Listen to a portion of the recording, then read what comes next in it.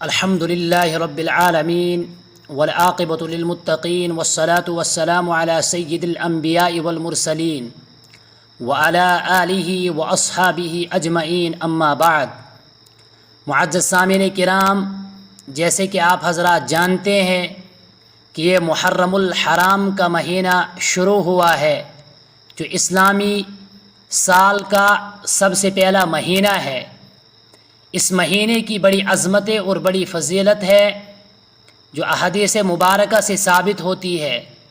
انہی عظمتوں اور فضیلتوں میں سے اس مہینے کی عظمت یہ بھی ہے کہ اس مہینے میں عظیم الشان یادگاروں میں سے سیدنا عمر رضی اللہ تعالی عنہ کی شہادت کا واقعہ بھی ہے، جو یکم محرم الحرام کو پیش آیا۔ بدقسمتی سے شیعہ ذہنیت رکھنے والے لوگ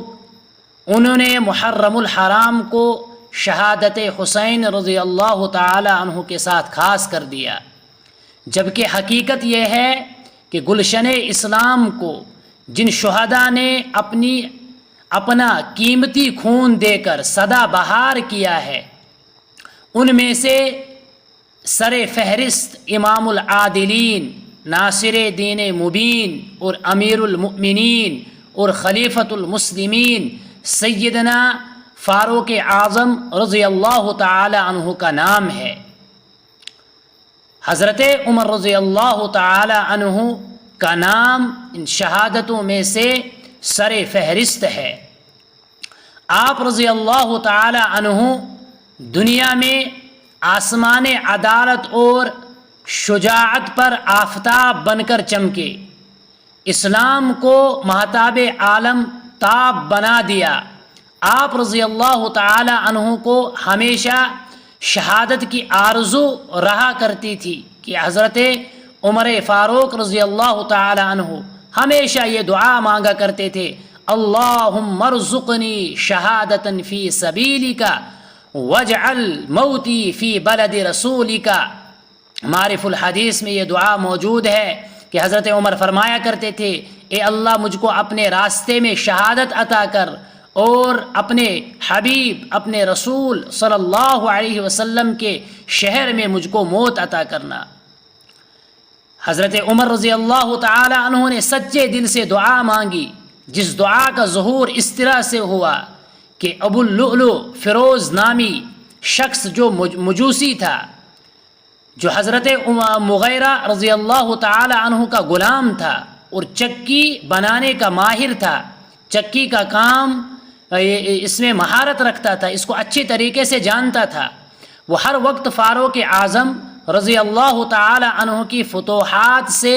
دلی حسد کی وجہ سے جلتا رہتا تھا۔ جب جب اس کو خبریں موصول ہوتی تھی کہ حضرت عمر نے فلاں جگہ کو فتح کیا، حضرت عمر نے فلاں جگہ کو فتح کیا، تو اس کے دل میں حسد کی وجہ سے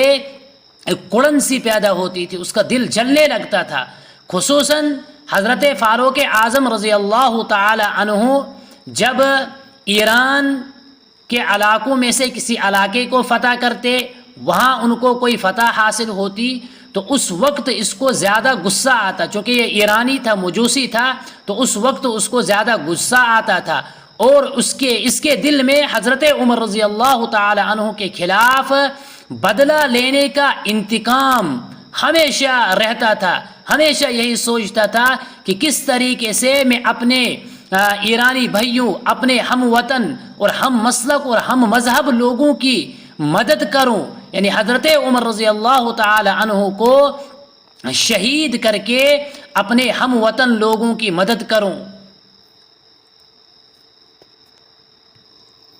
چنانچہ ایک روز آپ حسب معمول مسجد نبوی صلی اللہ علیہ وسلم نے مصلی رسول پر نماز فجر پڑھانے کے لیے کھڑے ہوئے، تو یہ مجوسی غلام نمازیوں کی شکل اختیار کر کے پہلی صف میں آ پہنچا اور پہلی صف میں صحابہ کے ساتھ کھڑا ہوا، اور اس نے ایسا ظاہر کیا گویا کہ یہ بھی نماز پڑھنے کے لیے آیا ہے، اور حضرت عمر رضی اللہ تعالی عنہ کے برابر پیچھے کھڑا ہوا۔ جو ہی حضرت عمر رضی اللہ تعالی عنہ نے نماز شروع کی، تکبیر تحریمہ کہی، اور نماز شروع کی تو اس کمینے نے زہر آلودہ کھنجر، زہر میں ڈبویا ہوا کھنجر نکال کر پے در پہ حضرت عمر فاروق رضی اللہ تعالی عنہ پر وار کیے اور حضرت عمر رضی اللہ تعالی عنہ کو زخمی کیا۔ حضرت عمر رضی اللہ تعالی عنہ جب زخمی ہوئے تو زخموں کی وجہ سے گرتے گرتے حضرت عمر رضی اللہ تعالی عنہ نے حضرت عبد الرحمن رضی اللہ تعالی عنہ کو ہاتھ سے پکڑ کر مصلی پر نماز کو مکمل کرنے کے لیے آگے بڑھایا۔ حضرت عبد الرحمن نے جب نماز مکمل کی تو نماز مکمل کرنے کے بعد حضرت عبد الرحمن اور ان کے ساتھ دیگر لوگ جو تھے صحابہ کرام سب کے سب جمع ہوئے اور محراب کے پاس پہنچے اور ارد گرد حضرت فاروق اعظم رضی اللہ تعالیٰ عنہ کے بیٹھے اور فوراً ان زخموں کے علاج کے لیے حضرت فاروق اعظم کو دوائی دینے کے لیے مدینے کے مشہور طبیب کو بلایا اور بلا کر حضرت فاروق اعظم کو دوا دلوائی۔ لیکن جو ہی اس طبیب نے حضرت فاروق اعظم کو وہ دوائی پلائی تو حضرت فاروق اعظم رضی اللہ تعالیٰ عنہ کے زخم اتنے بڑے تھے کہ وہ دوائی ان زخموں سے باہر نکل آئی تو آپ رضی اللہ تعالیٰ عنہ کو یقین ہو گیا کہ انشاءاللہ میری جو شہادت کی آرزو اور تمنا تھی وہ پوری ہو گئی، اور اسی وقت کہا کہ دوائی کو چھوڑ دو، اب تو دعا کی ضرورت ہے، دوائی کوئی اثر نہیں کرے گی، اور مجھے یہ بتلاؤ کہ میرا جو قاتل ہے وہ کون ہے۔ چنانچہ حضرات صحابہ کرام نے آپ رضی اللہ تعالی عنہ کو بتلایا کہ آپ کو جس نے قتل کیا ہے وہ ایک مجوسی غلام ہے۔ تو حضرت عمر رضی اللہ تعالی عنہ نے اللہ کا شکر ادا کیا کہ میرے خون کی وجہ سے کسی مسلمان کے ہاتھ نہیں رنگے، یعنی مجھ کو کسی مسلمان نے شہید نہیں کیا بلکہ ایک مجوسی غلام نے، پارسی غلام نے مجھ کو شہید کیا، اللہ کا شکر ہے۔ اس کے بعد اپنے لگتے جگر حضرت عبداللہ ابن عمر رضی اللہ تعالی عنہ کو فرمایا کہ اپنی گود سے میرا سر زمین پر رکھو، میرا سر گود میں مت رکھو، ہو سکتا ہے کہ اللہ رب العزت کو مجھ پہ ترس آئے، یعنی یہ عاجزی کا مقام ہے کہ اتنے جلیل القدر صحابی فرماتے ہیں کہ میرا سر زمین پر رکھو، میرا چہرہ زمین پر رکھو، ہو سکتا ہے اللہ کو مجھ پر رحم آئے۔ اس کے بعد اپنے لگتے جگر سے عرض کیا کہ جاؤ حضرت عائشہ رضی اللہ تعالی عنہا عفیفۃ الکائنات امہات المؤمنات رضی اللہ تعالی عنہا سے یہ کہو کہ حضرت عمر رضی اللہ تعالی عنہ نے مجھے بھیجا ہے اور اس غرض سے بھیجا ہے کہ میں آپ سے اپنے حبیب کے قریب دفن ہونے کی اجازت چاہتا ہوں، کہ جو جگہ آپ نے اپنے لیے رکھی ہے اس جگہ میں مجھ کو دفن ہونے کی اجازت دیں، وہاں پر مجھے دفن کیا جائے، اس کی اجازت حضرت عائشہ سے لے کر آؤ۔ تو چنانچہ ان کے لگتے جگر حضرت عبداللہ ابن عمر حضرت عائشہ کے پاس گئے اور ان سے اجازت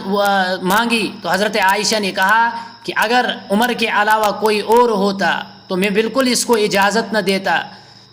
میں بالکل بھی اس کو اجازت نہ دیتی۔ یہ جلیل القدر صحابہ میں سے ایک صحابی ہے حضرت عمر جو عادل تھے، جس نے 22 لاکھ مربع میل پر حکومت کی، اس جلیل القدر صحابی کو حضرت عائشہ رضی اللہ تعالی عنہ نے یہ اجازت دے دی کہ ان کو ان کے حبیب صلی اللہ علیہ وسلم کے قریب میں بغل میں دفن کیا جائے۔ تو چنانچہ وہاں سے واپس آئے اور حضرت عمر رضی اللہ تعالی عنہ کا انتقال یکم محرم الحرام بعمر